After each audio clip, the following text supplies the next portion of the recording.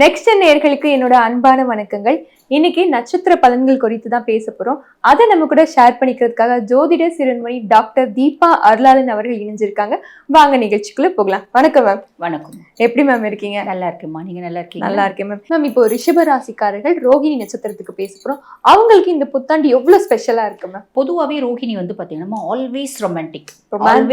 70 வயசு ஆனா கூட ரிஷபத்திலே ரொம்ப எக்ஸ்ட்ராடினரி ரொமான்ஸ் யாருன்னா ரோஹிணி தான். எனக்கு வந்து அன்பு மட்டும்தான் வேணும் அப்படின்னு நினைப்பாங்க. ஏன்னா சந்திரன் தான் ராசி அதிபதி. சந்திரன் வந்து பாத்தீங்கன்னா காதலுக்கான காரகத்துவம் பெற்ற கிரகம் அப்படின்னே சொல்லலாம். எப்படி சுக்கிரனை சொல்லுவோமோ அதே மாதிரிதான். அதே மாதிரி இவங்களுக்கு வந்து ரோஹிணி வந்து பாத்தீங்கன்னா சந்திரனோட ஒரு நட்சத்திரமா இருந்தாலும் மூட் ஸ்விங்ஸ் நிறைய இருக்கும். ஏகப்பட்ட மூட் ஸ்விங்ஸ் இருக்கும். இன்னைக்கு ஒண்ணு இருக்கும், நாளைக்கு எக்ஸ்ட்ராடினரியா வந்து பாத்தீங்கன்னா மூட் ஸ்விங் இருக்கும். பயங்கரமா யோசிப்பாங்க, பயங்கரமா குழம்பிப்பாங்க. எல்லாமே அன்பு ஓரியன்டா தான் அப்படின்னு சொல்லலாம். அப்படிப்பட்ட பர்சனாலிட்டிஸ். ஸோ ரோஹிணி வந்து பாருங்க, இன்னும் கொஞ்சம் ரிஷபத்துல இன்னும் கொஞ்சம் அழகா, இன்னும் கொஞ்சம் வந்து பாத்தீங்கன்னா பிரைட்டா, இன்னும் கொஞ்சம் ஒரு 1000 வாட்ஸ் பல்ப் எரியற மாதிரி அப்படிதான் இருப்பாங்க. கண்ணுல எப்பயுமே அந்த ஒரு கவர்ச்சி என்று கவர்ச்சி, ஒரு ஸ்பார்க் அப்படின்றது இருக்கும்.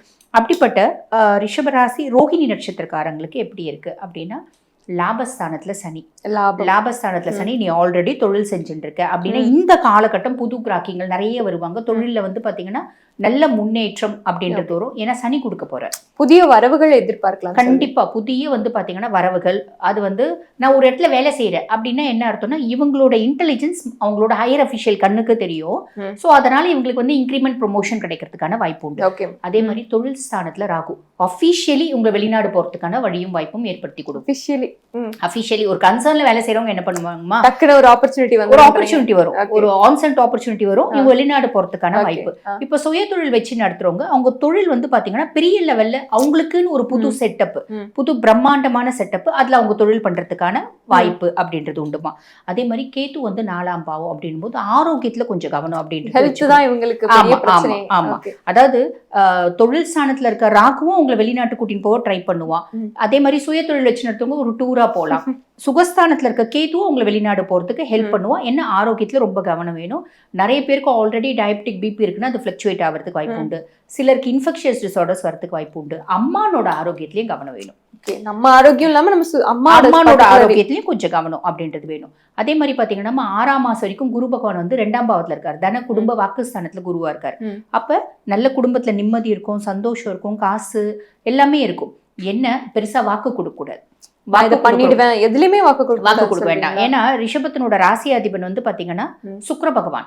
குரு வந்து பகை கிரகம், ரிஷபராசியில தானே வருது ரோஹிணி. அதனால இவங்க பெரிய லெவல்ல வாக்கு கொடுக்க வேண்டாம் அப்படின்னு சொல்லலாம். அதே மாதிரி பாருங்கம்மா, ஒரு பிரிஞ்ச உறவு அப்படின்றது வரும். அதே மாதிரி ஒரு சொந்தம் அவங்க கிட்ட வந்து உறவாடிட்டு இருக்கும். சொந்தனோடனே அது வந்து ஃப்ரெண்டா இருக்கலாம், இல்ல பெஸ்டியா இருக்கலாம், இல்லைன்னா உறவுகளா இருக்கலாம். பிரிஞ்ச உறவு அப்படின்றது ஒண்ணு உறவாடலாம். இது வரைக்கும் உறவாடலன்னா 6ஆம் மாசம் வரைக்கும் அதுக்கான வாய்ப்பு இருக்கு.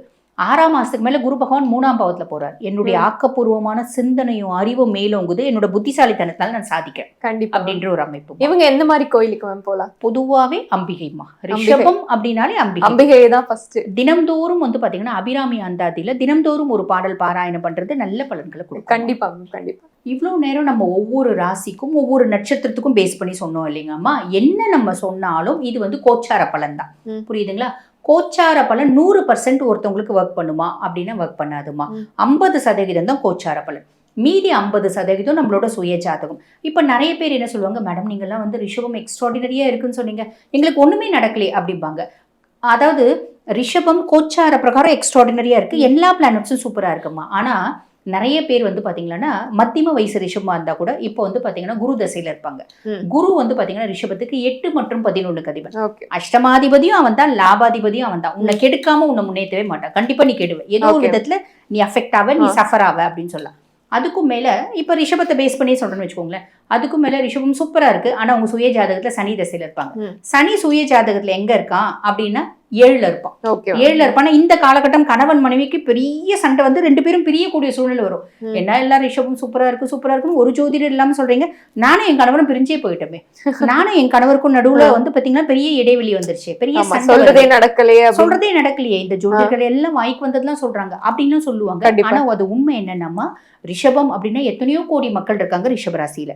இப்ப எல்லா ரிஷபத்துக்கும் இது நடக்குமா? சுய ஜாதகமும் ஒண்ணு. சுய ஜாதகத்துல என்ன தசை நடக்குது, தசநாதன் எந்த பாவத்துல இருக்கான், தசநாதன் நல்ல பாவத்துல இருக்கானா. பொதுவாகவே ஜோதிடத்துல ஒரு விதி உண்டு, தசநாதன் செய்யாததை புத்திநாதன் செய்யான், புத்திநாதன் செய்யாததை கோச்சாரன் செய்யான் அப்படிம்பாங்க. அப்ப தசநாதன் அங்க ப்ரையாரிட்டி. என்ன தசை நடக்குது, என்ன அந்தர் தசை நடக்குது, என்ன புத்தி நடக்குது. தசநாதன் சூப்பரா இருந்தா 100% நம்ம சொல்றது நடக்கும்.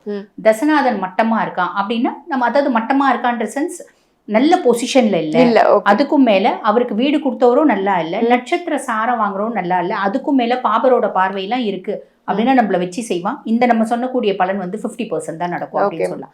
ஸோ சுய ஜாதகம் பிளேஸ் அ மேஜர் பார்ட் அப்படின்றத நம்ம ஞாபகம் வச்சுக்கணுமா. கண்டிப்பா. இவ்வளவு நேரம் பொறுமையா எங்களுக்காக அழகா பதில் சொன்னீங்க. நன்றி மேம். நன்றி.